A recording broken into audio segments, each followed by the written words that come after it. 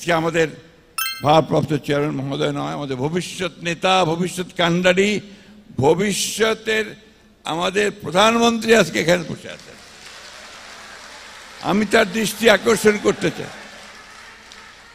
আমি তার please please, আরে ভাই স্লোগান দিও না, স্লোগানের রাজনীতি বাদ দিতে হবে, প্লিজ প্লিজ প্লিজ, স্লোগানের রাজনীতি বাদ দিতে হবে। আমি আমাদের এই নেতা, আমাদের ভবিষ্যতের প্রধানমন্ত্রী, তার দৃষ্টিতে এটা আনতে চাই। তার স্ত্রী একজন প্রখ্যাত চিকিৎসক, আপনাদের এখান থেকে তিনি গ্র্যাজুয়েশন করেছেন।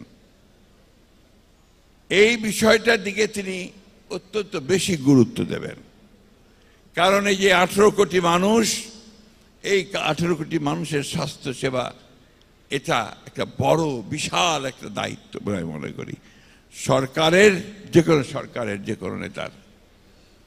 আপনি দেখুন ইদানিংকালে শুরু হয়েছে যে আপনার ঔষধ নীতি, বিশেষ করে আপনার যারা ওষুধ তৈরি করেন ম্যানুফ্যাকচারার্স, তার দুদিন আগে আমার কাছে এসেছিল। দে আর ইন সিরিয়াস ক্রাইসিস, যে বর্তমান সরকারের যিনি সহকারী উপদেষ্টা আছেন চিকিৎসা স্বাস্থ্য মন্ত্রণালয়ের, তিনি এমন কতগুলো ব্যবস্থা আইন দিচ্ছেন যাতে করে ইন্ডাস্ট্রি বন্ধ হয়ে যাওয়ার উপক্রম হচ্ছে। এই যে বিষয়গুলো, এগুলো কিন্তু আমাদেরকে অ্যাড্রেস করতে হবে। আজকে যেখানে আমাদের ইন্ডাস্ট্রি, এই ইন্ডাস্ট্রিটা পৃথিবীর সঙ্গে আপনার কম্পিট করছিল, বাইরে এক্সপোর্ট করছিল, এখন তারা বলছে যে আমাদেরকে ফ্যাক্টরি বন্ধ করে দিতে হবে। অর্থাৎ এই সরকারের নীতিগুলো এমন হয়ে দাঁড়িয়েছে।